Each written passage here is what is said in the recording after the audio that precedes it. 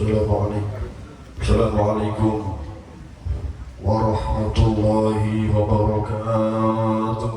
Waalaikumsalam warahmatullahi wabarakatuh. Bismillah. Alhamdulillah. Nahmaduhu wa nasta'inuhu wa nastaghfiruh. Wa na'udzu billahi min shururi anfusina wa min sayyiati a'malina. من يهد الله فلا مضل له ومن يضلل فلا هادي له.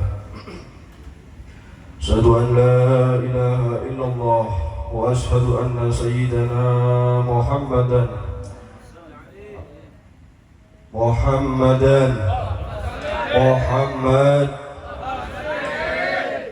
عبده ورسوله أرسله بالهدى ودين الحق ليظهره على دين كل ولو كره الكافرون. الآية.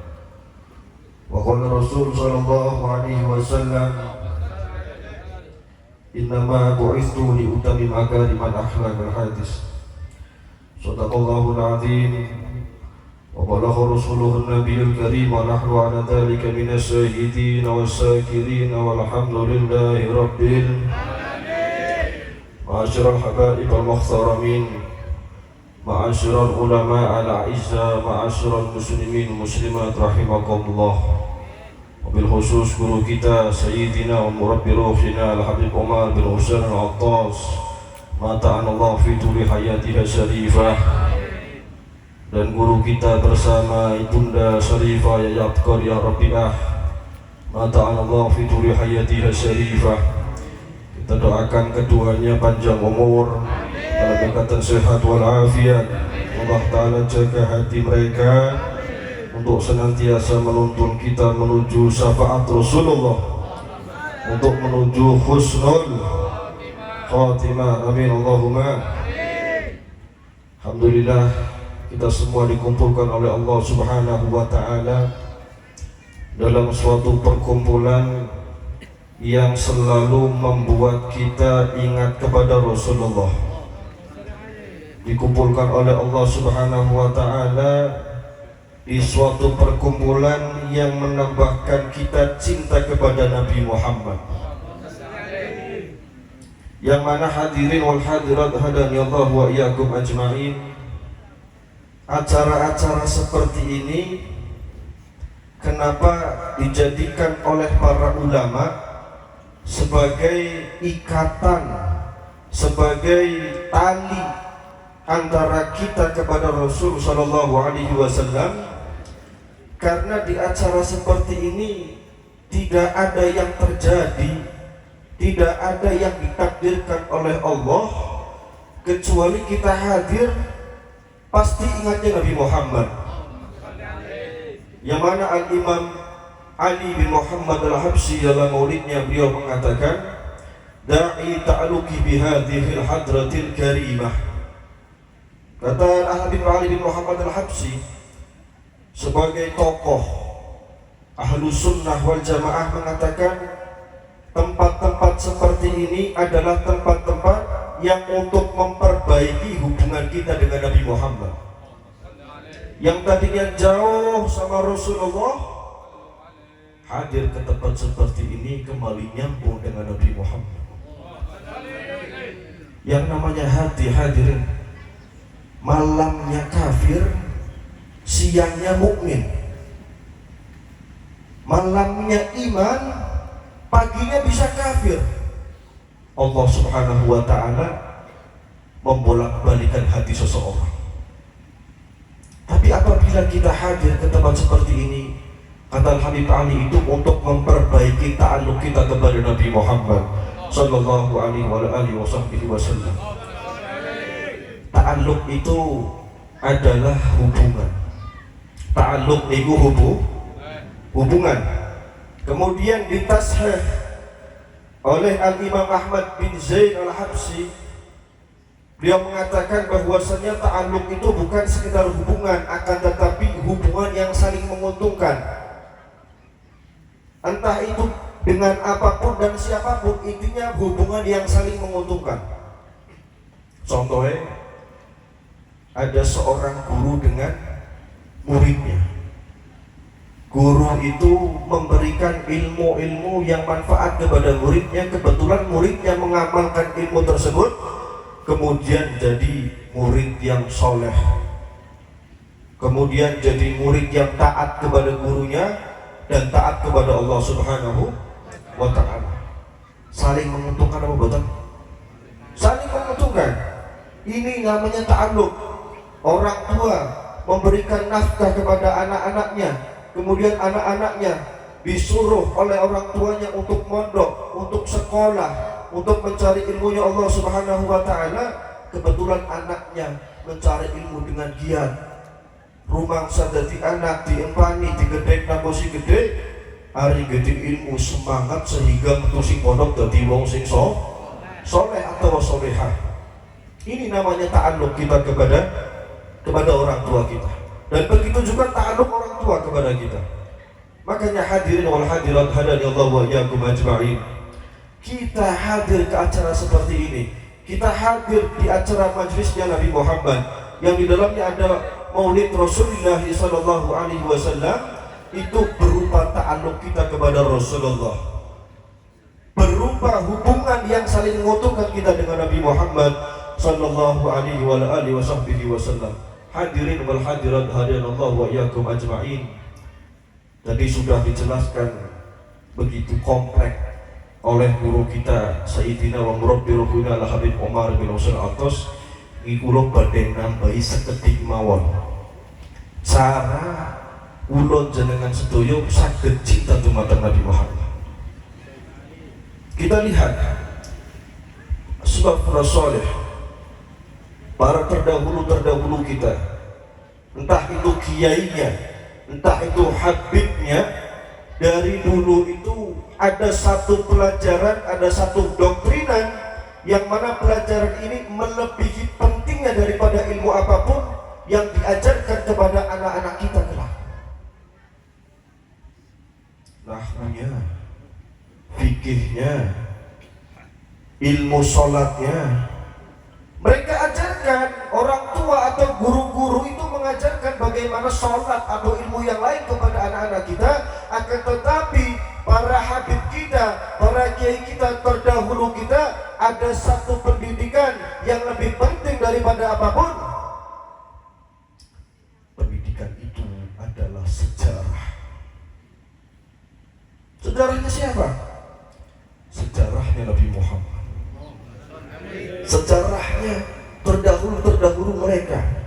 Bagaimana Ahlul Bait Rasul sallallahu alaihi wasallam, bagaimana para ulama zaman terdahulu, bagaimana para habaib zaman terdahulu memperjuangkan daripada agama Allah, memperjuangkan apa yang telah diperjuangkan oleh Nabi Muhammad. Itulah yang mereka tanamkan kepada anak-anak mereka terlebih dahulu. Makanya hadirin wal hadirat, kalau sudah kita doktrin kepada anak-anak kita soal bagaimana sejarah Nabi Muhammad, soal bagaimana sejarah terdahulu kita, nanti anak-anak kita akan berumangsa. Tahu, lihat bagaimana sejarah. Dulu ayahku, kakekku adalah pejuangnya Nabi Muhammad. Kakekku menyambung terus sampai ke kiai-kiai fulan, sampai kepada orang-orang yang mengikuti Nabi Muhammad SAW. Masa aku, kemudian Duriah Rasul SAW sama di doktrinnya berpikir, ayahku, datukku Nabi Muhammad adalah seorang pejuang. Nabi Muhammad adalah rahmatan lil alamin, basyiran wa nadhira. Latan pan menang-menang dok, mau santai-santai di dunia, anak-anak kita tidak akan mau.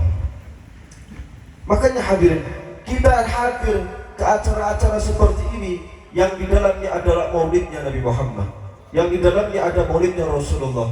Yang baru saja kita baca itu namanya Maulid Al-Habsyi atau Maulid Situdurar karangan Al-Imam Ali bin Muhammad Al-Habsyi. Itu tidak lain dan tidak bukan dari awal dan sampai akhir maulid, dari Alhamdulillahil Qawiyyu Sultano sampai walaqad tasawfa sallallahu alaihi wasallam min hasil akhlak, dan satu jublet sekitar besisa tidak diceritakan tidak ditulis oleh Imam Ali bin Muhammad al-Habsyi kecuali semuanya sejarah Nabi Muhammad. Kita nggak bisa gaya. Tiba-tiba kita sholat cinta sama Rasulullah. Tiba-tiba kita ibadah aja nanti cinta sama Rasulullah. Kalau kita ingin cinta kepada makhluknya Allah, siapapun, terkhusus kita ingin cinta kepada Rasulullah, kita harus tahu dulu sejarahnya Rasulullah. Bagaimana Rasulullah SAW berdakwah?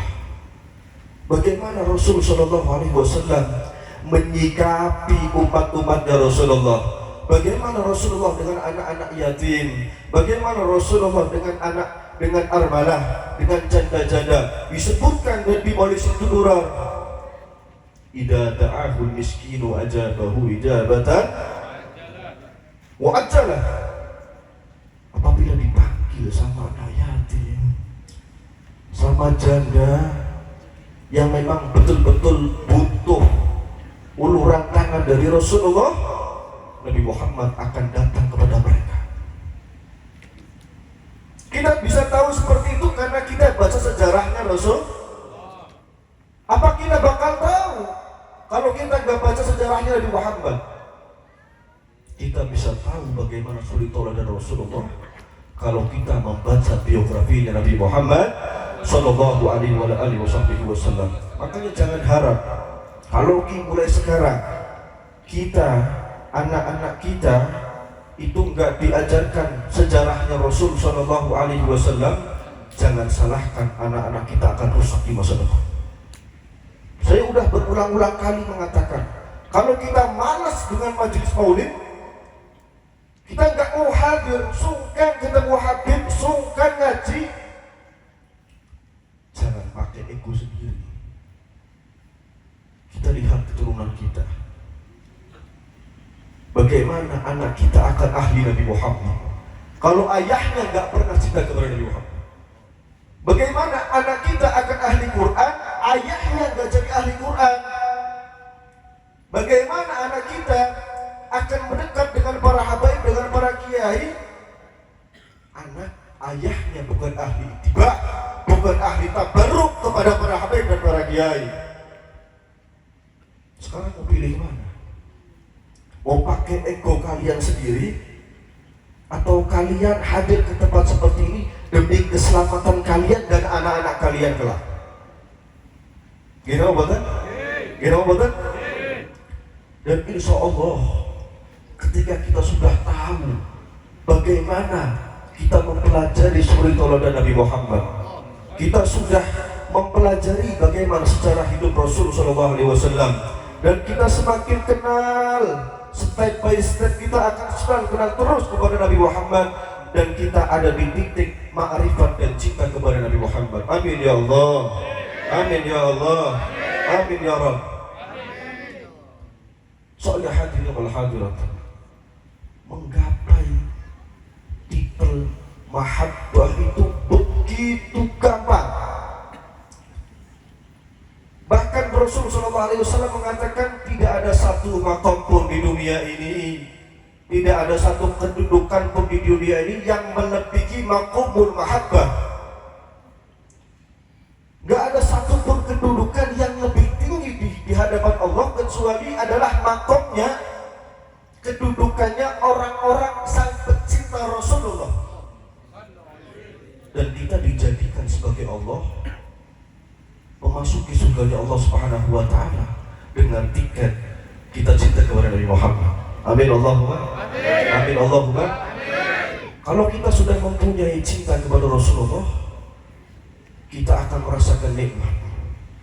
Sebagaimana yang barusan guru kita Habib Umar mengatakan betapa nikmatnya orang-orang yang sudah menjadi pecinta Nabi Muhammad SAW.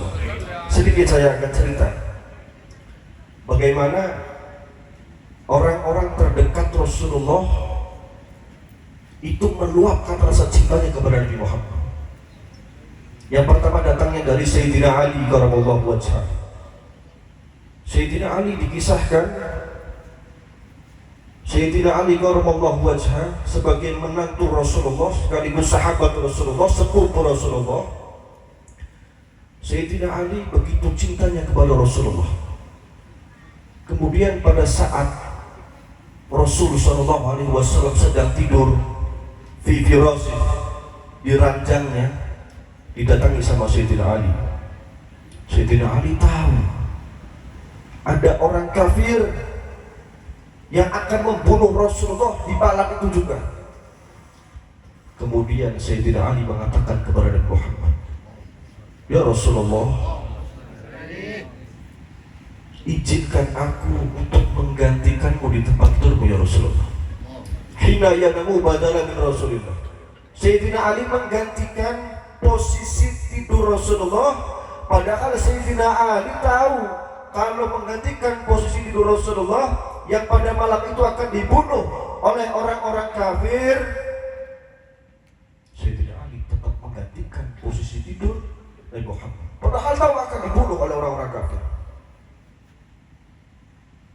Tidaklah ini terjadi, tidaklah ini akan dilakukan oleh Sayyidina Ali kalau Sayyidina Ali bukan termasuk orang-orang yang mendapatkan maqamal mahbub, bukan termasuk orang-orang yang ditakdirkan oleh Allah Subhanahu wa taala menjadi orang-orang yang diberikan kedudukan orang cinta kepada Nabi Muhammad.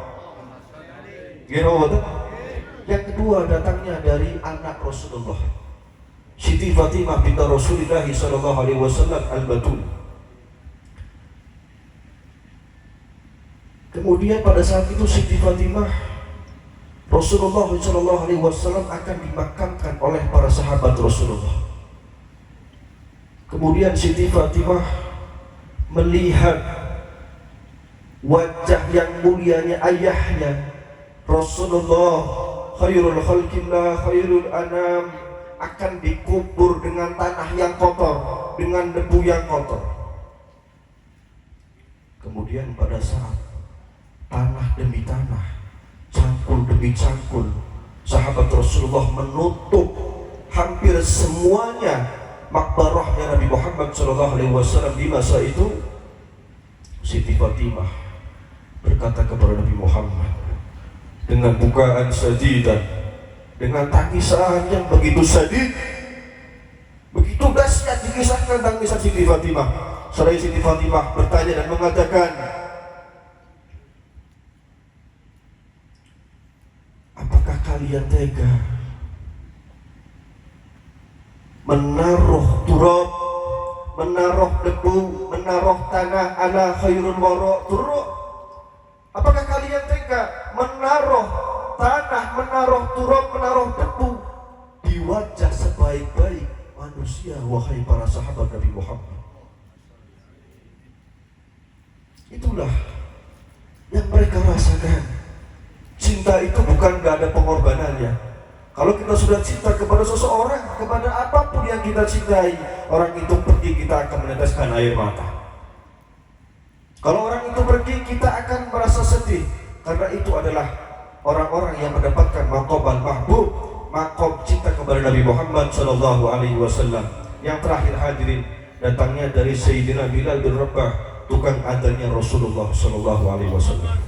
Suatu ketika sahabat Bilal bin Rabah ini setelah ditinggal mati oleh Rasulullah, Sayyidina Bilal bernazar kepada Allah, "Demi Allah, setelah sepeninggalan Rasulullah, aku tidak akan menginjakkan kaki lagi ke kota Madinah, karena aku tak kuasa. Aku menginjakkan kaki di kota Madinah dan aku seliuran di dalam kota Madinah, sedangkan di kota Madinah itu sudah tidak ada Nabi Muhammad. Demi Allah, aku tidak akan masuk ke kota Madinah tanpa Nabi Muhammad." Kemudian Sayyidina Bilal jauh dari kota Madinah, bertahun-tahun lama gak menziarahi Nabi Muhammad, gak datang ke makbarahnya Nabi Muhammad. Kemudian Sayyidina Bilal ditegur dalam mimpinya oleh Nabi Muhammad. Apa kata Nabi Muhammad? "Wa ma hadzal jafa?" Sampai seperti inikah wahai Bilal? Engkau tidak menziarahiku. Apakah hubungan antara kita sudah terputus wahai Bilal? Kemudian Sayyidina Bilal mendapatkan mimpi dari Nabi Muhammad. yang begitu kiritukannya. Sayyidina Bilal bangun dalam keadaan panik dan paginya langsung menunggangi kuda menuju ke kota Madinah. Pada saat sedang menunggangi kuda, mil demi mil, kilo demi kilo, Sayyidina Bilal melewati padang pasir yang begitu luas. Kemudian tiba-tiba datang, terlihat kota Madinah. Sayyidina Bilal semakin menangis bukan.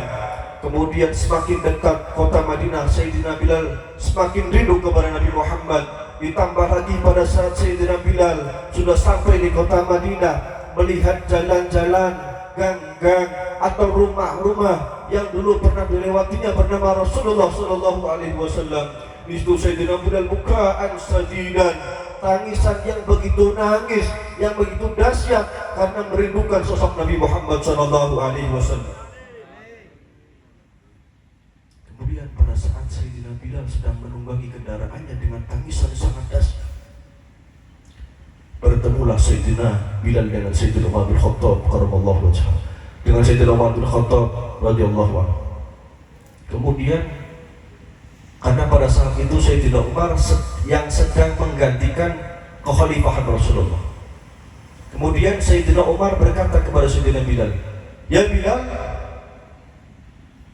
engkau ke kota Madinah. Hal tu'adzin lana ya Bilal, apakah engkau akan mengumandangkan lagi azan untuk kita?" Jawaban Sayyidina Bilal, "Ya'tabirukum ya khalifatar Rasulullah." Bima api, aku tidak akan azan lagi sepeninggalannya Nabi Muhammad. Kemudian jalan lagi, bertemu dengan cucu Rasulullah yang bernama Sayyidina Hasan dan Sayyidina Husain. Kemudian dengan kangennya Sayyidina Bilal memeluk dengan erat Sayyidina Hasan dan Sayyidina Husain seraya mengatakan, "Ya sumu Rasulullah, raihatuhu kama raihatu Rasulillah." Demi Allah, baunya Hasan dan Husain persis seperti baunya Nabi Muhammad. Kemudian pada saat Sayyidina Hasan dan Sayyidina Husain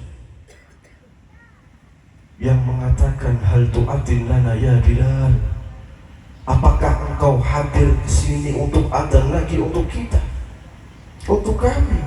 Adzanlah wahai Bilal." Karena yang nyuruh cucu Nabi Muhammad, yang nyuruh Sayyidina Hasan dan Sayyidina Husain, Sayyidina Bilal tidak bisa menolak. Kemudian masuk ke masjidnya Rasulullah untuk mengumandangkan adzan. Pada saat pertama adzan, Allahu Akbar, Allahu Akbar, Madinah goncang, Madinah teriak, sampai dilanjutkan asyhadu an la ilaha illallah. Madinah semakin luar biasa. Disambung lagi asyhadu anna Muhammadar Rasulullah. Tidak ada satu pun penduduk Madinah yang di dalam rumah pada saat itu. Semuanya keluar seraya mengatakan dan bertanya, "Bu'aita Rasulillah, bu'aita Rasulillah."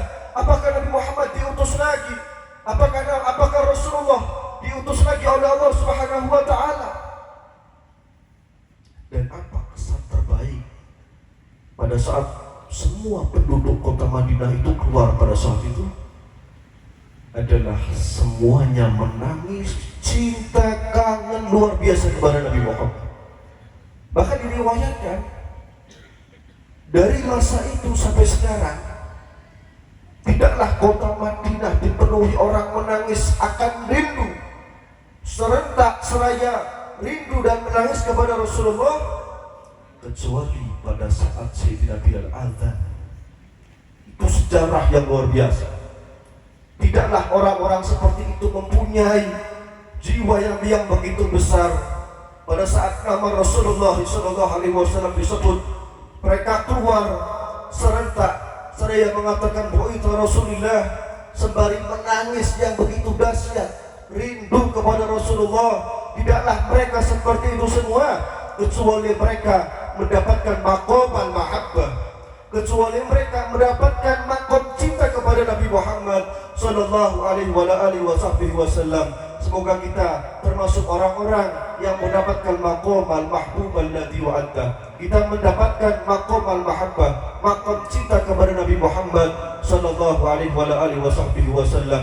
Dan semuanya yang hadir pada malam hari ini semuanya dijadikan sebagai umat-umat Nabi Muhammad, menjadi betul-betul umat Rasulullah, menjadi betul-betul yang mengikuti Nabi Muhammad sallallahu alaihi wasallam. Dan semoga kita semua pada malam ini kita ditambahi cinta kepada Rasulullah, berkah lisan kita membaca nama Nabi Muhammad, berkah hati kita rindu kepada Nabi Muhammad. Amin ya Allah, amin ya Allah.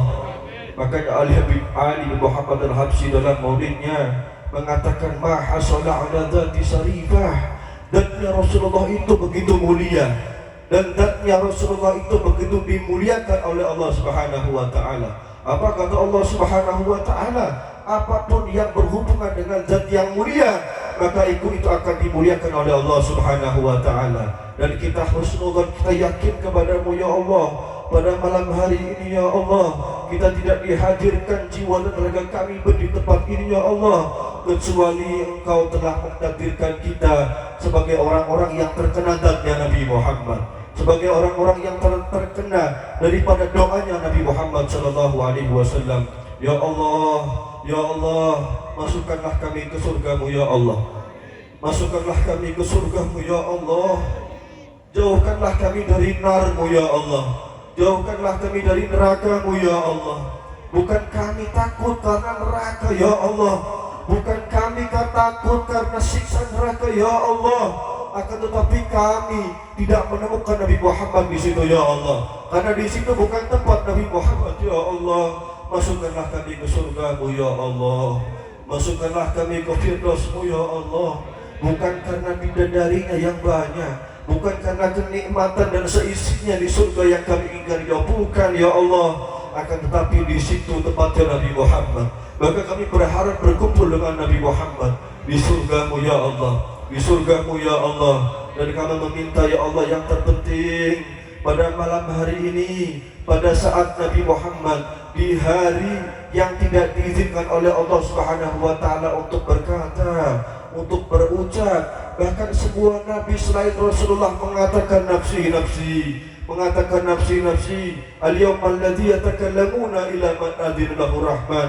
Di hari yang tidak ada diizinkan oleh Allah taala untuk berkata, untuk berucap, untuk berdoa di hari itu yang sangat dahsyat, kecuali illa man adzina lahu rahman, kecuali yang diizinkan oleh Sang Maha Pengasih. Lalu siapa orang yang diizinkan oleh Sang Maha Pengasih? Tidak lain dan tidak bukan Habibina Muhammad, tidak lain dan tidak bukan adalah Rasulullah sallallahu alaihi wasallam. Izinkan kami namanya yang disebut oleh Nabi Muhammad ya Allah, izinkan kami yang namanya disebut oleh Nabi Muhammad ya Allah. Dan kami tidak terlepas dari syafaat Nabi Muhammad ya Allah. Tidak ada yang kami harapkan pada akhir zaman ini ya Allah, khairus salamat, kecuali keselamatan, dan kita menjadi orang-orang yang disyafaati oleh Nabi Muhammad sallallahu alaihi wasallam. Ya Allah, kami begitu butuh Nabi Muhammad ya Allah, kami begitu butuh Rasulullah. Bahkan salah satu imam mengatakan al-mutu ati'an qarib kullu lahu minhu nasib, man kana dari au nasib fa huwa musibah amma. Tidak ada yang pasti di dunia ini. Harta kita tidak pasti, nasib kita ke depannya soal harta tidak pasti. Hanya ada satu yang pasti, yaitu kematian yang ada di depan kita. Ya Allah, pada saat nyawa kami dicabut oleh malaikat Israel ya Allah, pada saat nyawa kami dicabut oleh Israel suruhanmu ya Allah, hadirkan di hati kami Nabi Muhammad ya Allah, seraya kita bisa terus mengatakan dan kita mengingat untuk mengatakan asyhadu an la ilaha illallah wa asyhadu anna Muhammadar Rasulullah sallallahu alaihi wasallam. Dan pada malam hari ini yang orang tuanya sudah ada di barzah, yang bapak ibunya udah ada di kubur, jadikanlah kuburannya raudhah min riyadil jannah ya Allah, jadikanlah kuburannya raudhah min riyadil jannah ya Allah, taman daripada taman surga ya Allah. Amin Allahumma amin. Rabbana atina fid dunya hasanah wa fil akhirati hasanah wa qina adzabannar. Wa sallallahu ala sayyidina Muhammadin wa ala alihi wa sahbihi wa sallam. Wal afu minkum wa assalamu alaikum warahmatullahi wabarakatuh.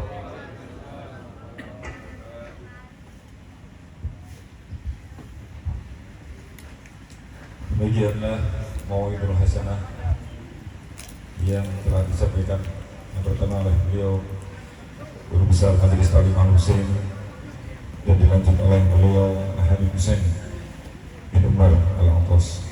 Semoga